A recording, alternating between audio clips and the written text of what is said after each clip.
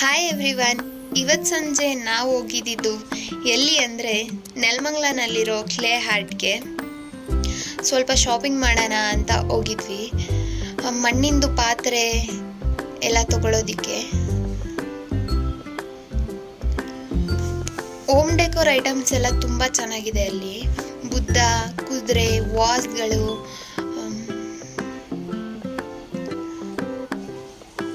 Show pieces ಅಷ್ಟೇ ಚೆನ್ನಾಗಿದೆ. Full ಎಲ್ಲ ಮಣ್ಣಿಂದ ಮಾಡ್ತಾರೆ. ಹೋಮ್ ಡೆಕೋರ್ ಐಟಮ್ಸ್ ಎಲ್ಲ ಚೆನ್ನಾಗಿದೆ.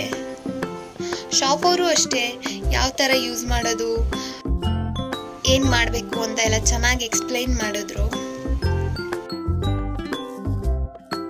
Bowl, glasses, tea glasses.